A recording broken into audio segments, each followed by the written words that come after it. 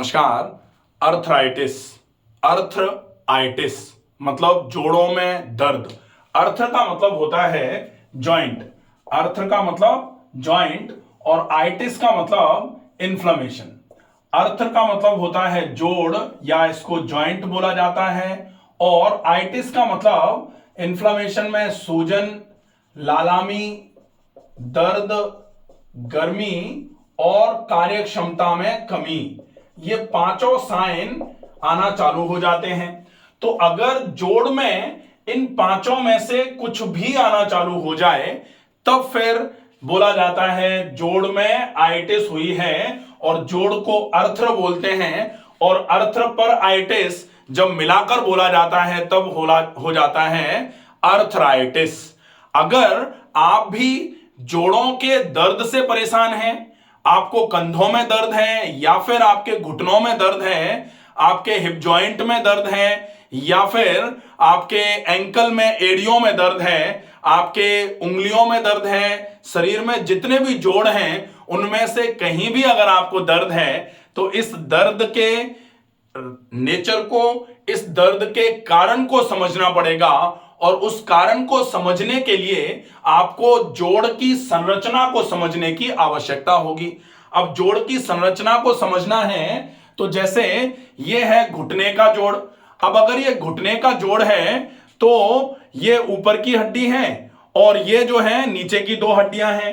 आप इस तरीके से देख सकते हैं कि ये तो ऊपर की हड्डी हो गई, जो एक हड्डी है फीमर जो ये आ रही है ऊपर से, और नीचे की ये जो दो हड्डियां हैं आप देख रहे हैं ये दो हड्डियां हैं। अब ये दो हड्डियों में मीडियल हड्डी जो है चौड़ी सी और ये जो पतली सी हड्डी है ये है साइड वाली।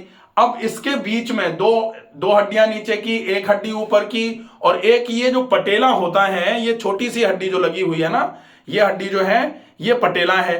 तो घुटने का जोड़ जो है ये चार हड्डियों से मिलकर के बना हुआ है।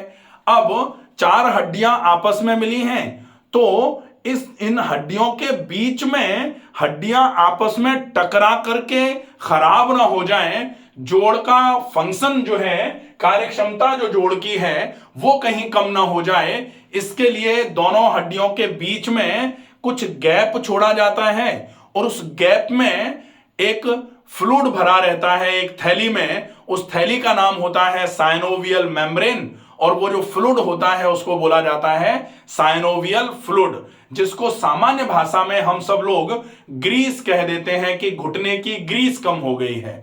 तो वो ग्रीस जो है वो साइनोवियल फ्लूइड है और वो फ्लूइड एक गुब्बारे नुमा थैली में भरा हुआ है। उस थैली को बोला जाता है साइनोवियल मेम्ब्रेन।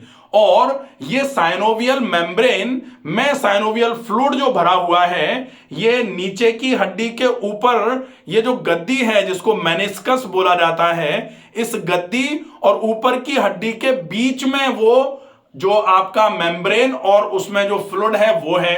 अब अगर ऊपर की हड्डी ने इस तरीके से जोर डाला नीचे की हड्डी पर तो सबसे पहले तो वो मेम्ब्रेन रप्चर होती है। मेम्ब्रेन रप्चर हुई, मेम्ब्रेन में पंक्चर हुआ तो वो निकल करके फ्लूइड बाहर आना चालू हो जाता है और उसके बाद दर्द तो थोड़ा थोड़ा चालू हो ही जाता है उस समय। लेकिन आजकल क्या हो रहा है कि लोग ऐसे ऐसे करके लचक लचक के चलने लग गए हैं ना, तो ऐसे लचक के चलना जो है डक पैटर्न की वॉक जिसको बोला जाता है वो इस वजह से आ रही है कि ये मेनिस्कस जो है ये धीरे धीरे करके डिजेनरेट होना चालू हो रहा है। कभी कभी मेनिस्कस में टीयर आ जाता है, मेनिस्कस फट जाता है ज्यादा जोर पड़ने पर। तो अगर आपके साथ घुटने की समस्या है या फिर जो जोड़ों में दर्द है वो इस तरीके से आपको, ये स्पाइन है, अब स्पाइन में यहां से लेकर के ऊपर से लेके नीचे तक कितनी हड्डियां हैं? 26 हड्डियां हैं,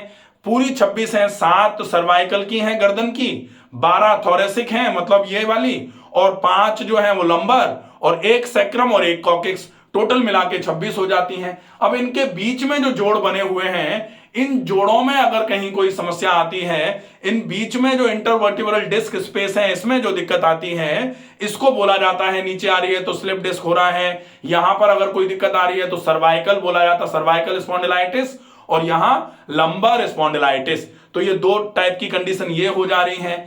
अगर इसके अलावा ये जो हाथ और पैरों के जोड़ हैं, ये जो जोड़ है ना ये वाले, इन जोड़ों में ये जो उंगलियां हैं, उंगलियों में तीन तीन हड्डियां हैं, अंगूठे में दो हड्डियां हैं, ऐसे ही पैर में उंगलियों में तीन तीन हड्डियां हैं और अंगूठे में दो हड्डियां हैं। इसके अलावा ये जो हिस्सा है इसमें पांच हड्डियां हैं पांचों तरफ जाने वाली, और इसके बाद यहां पर कलाई में सात हड्डियां हैं। तो इस तरीके से जब यहां पर दर्द आना चालू हो जाता है, जो स्मॉलर जॉइंट्स हैं, जो छोटी छोटी हड्डियों के बीच में जो जोड़ बने हैं, इन जोड़ों में अगर दर्द आता है तो उस दर्द के दो कारण होते हैं। एक तो कारण होता है गाउट, जिसमें यूरिक एसिड ज्यादा बढ़ जाता है, और दूसरा होता है रूमेटॉइड अर्थराइटिस, जिसमें आपकी इम्यूनिटी की खराबी की वजह से छोटे छोटे जोड़ों के बीच में सूजन, दर्द, जकड़न आना चालू हो जाती है और एकदम से धीरे धीरे करके सवेरे सवेरे के समय में स्टिफनेस आना चालू हो जाती है, और सवेरे के बाद जैसे जैसे सूरज उगता है वैसे वैसे आपके जोड़ धीरे धीरे करके जकड़न जोड़ों की कम होना चालू हो जाती है। तो ये अर्थराइटिस है, ये सामान्य तौर पर तीन विशेष भागों में डिवाइडेड करी जाती है। पहला तो हो जाता है ऑस्टियो अर्थराइटिस, और दूसरा होता है आपके गाउटी अर्थराइटिस, और तीसरा होता है यहां पर रूमेटॉइड अर्थराइटिस। तीन तरीके से इस अर्थराइटिस को बेसिकली देखा जाता है। तो ऑस्टियो अर्थराइटिस का मतलब होता है बड़ी बड़ी हड्डियों के बीच में जो जोड़ हैं, उन जोड़ों में जब दर्द होता है, ऐसी कंडीशन में जो अर्थराइटिस होता है इसको ऑस्टियो अर्थराइटिस बोलते हैं। ऑस्टियो अर्थराइटिस मतलब आपके घुटने का जोड़ जो है उसमें अगर दर्द होगा तो कहा जाता है ना OA knee, osteo arthritis of knees, OA नीज। ठीक है, तो घुटनों के बीच में ऊपर भी लंबी हड्डी है, नीचे भी दो हड्डियां लंबी हैं, उसके बीच में जो जोड़ बना है उस जोड़ में दर्द को बोला जाता है ऑस्टियोआर्थराइटिस। गाउट जो है ये सारे के सारे छोटे बड़े सारे के सारे हड्डियों के बीच में जो जोड़ बने हुए हैं, इन सारे जोड़ों में एकदम से दर्द कराएगा, सूजन आ जाएगी, और गठिया बोला जाता है इसको। अगर इसको गठिया बोला जा रहा है तो जो जोड़ हैं उनमें गांठें जैसी बनना चालू हो जाती हैं, इसलिए इसको गठिया बोला जाता है। अब है रूमेटॉइड अर्थराइटिस। रूमेटॉइड अर्थराइटिस में जनरली छोटे छोटे जो जोड़ हैं, ये हाथ की उंगलियों के जोड़, कलाई के जोड़, पैरों की उंगलियों के जोड़ और टखने के जोड़ में सामान्य तौर पर दर्द आता है, और ये दर्द जो है सूजन, जकड़न और लगातार जो फंक्शनल एबिलिटी है जोड़ की वो कम करते हुए आएगा। और सामान्य तौर पर इसका क्लासिकल साइन होता है मॉर्निंग स्टिफनेस। सवेरे सवेरे जोड़ में भयंकर जकड़न होती है और धीरे धीरे करके ये जकड़न कम होना चालू हो जाती है सूर्य के उगने के बाद से। तो ये जो है अर्थराइटिस है। अब अर्थराइटिस में आपने अगर जोड़ की संरचना को समझ लिया है तो फिर समझ में आएगा कि जोड़ में दर्द होने का कारण क्या है। और अगर मान लेते हैं आप ये समझ गए कि दर्द होने का कारण क्या है, तो मैनेजमेंट दो तरीके से हो सकता है। एक तो दर्द का मैनेजमेंट और दूसरा कारण का मैनेजमेंट। अब आप दर्द का मैनेजमेंट कर रहे हैं कि कारण का मैनेजमेंट कर रहे हैं, इसके ऊपर डिपेंड करता है कि आपको फायदा कितना और कब तक के लिए मिलेगा।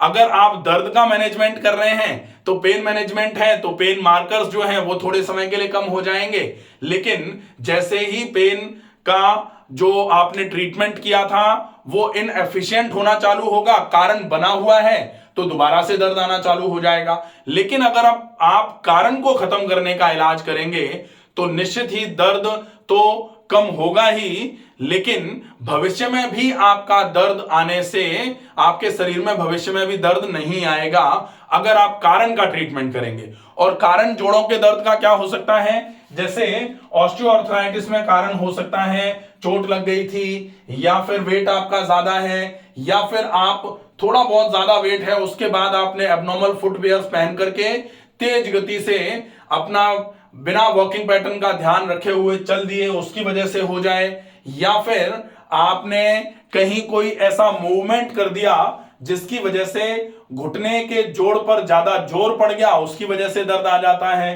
तो ये इन कारणों को आपको खत्म करना पड़ेगा। सामान्य तौर पर ऑस्टियोआर्थराइटिस के लिए बड़े कारणों में आता है या तो आप व्यायाम बिल्कुल भी नहीं कर रहे हैं, और दूसरे नंबर पर है ओवरवेट। अगर आपकी पैरों की मांसपेशियां कमजोर हो रही हैं due to lack of exercises तो आ रहा है, या फिर आपका वेट बहुत ज्यादा है और आपके उस वेट को सहने की क्षमता आपके पैरों की मांसपेशियों में नहीं है, तो फिर ऊपर की हड्डी नीचे की हड्डी पे वेट डालेगी, मसल वेट को नहीं ले पाएगी, इसकी वजह से जोड़ों में दर्द आना चालू हो जाएगा। दूसरा होता है गाउटी अर्थराइटिस। इसमें यूरिक एसिड अगर बढ़ा हुआ रहेगा आपका तो गाउट होने के चांसेस होते हैं, और गाउट में सामान्य तौर पर जो पैर का अंगूठा होता है उसके मीडियल साइड में, जैसे ये पैर का अंगूठा है तो इस तरफ यहां दर्द आना चालू हो जाता है। सबसे पहले क्लासिकल साइन ऑफ गाउट यही होता है कि अंगूठे के मीडियल साइड में, पैर के अंगूठे के मीडियल साइड में आपको सबसे ज्यादा दर्द होगा, और धीरे से पैर का अंगूठा बाहर की तरफ मुड़ना चालू हो जाएगा। अगर ऐसा हो रहा है तो वो गाउट का साइन होता है। इसके अलावा है रूमेटॉइड अर्थराइटिस। रूमेटॉइड अर्थराइटिस ये एक जेनेटिक कंडीशन भी होती है, ऑटो इम्यून डिसऑर्डर है। अगर ये आपको हो रहा है तो इससे आपको बहुत सतर्क रहने की आवश्यकता है, क्योंकि इसका ट्रीटमेंट जो है वो बहुत ज्यादा टाइम टेकिंग होता है। जब तक आप अपनी इम्यूनिटी को बिल्कुल ठीक नहीं कर लेते हैं तब तक इसमें परमानेंट रिलीफ होना बहुत मुश्किल माना जाता है। तो आशा है ये अर्थराइटिस का पूरा जो एक तरीके से फॉलोअप है वो आपको समझ में आया होगा। अर्थराइटिस का ट्रीटमेंट किस तरीके से करना है इसके लिए हम एक अलग से वीडियो बनाएंगे, management of arthritis and permanent treatment of arthritis. ये आप अच्छे तरीके से समझेंगे तो आपका पेन मैनेजमेंट डेफिनेटली हो जाएगा और अर्थराइटिस का परमानेंट सॉल्यूशन भी आपको मिलना चालू हो जाएगा। आपको ये जो अर्थराइटिस का बेसिक क्राइटेरिया है ये अगर समझ में आया हो तो प्लीज इस वीडियो को ज्यादा से ज्यादा लोगों तक पहुंचाएं, ताकि अर्थराइटिस के ओरिजिन कॉज को लोग समझ लें, और ओरिजिनल कॉज समझ में आ जाएगा तब फिर अर्थराइटिस का ट्रीटमेंट प्रॉपर तरीके से करने से आपकी अर्थराइटिस में आपको बहुत अच्छा आराम मिलना चालू हो जाएगा। स्वस्थ रहिए, सुरक्षित रहिए। धन्यवाद।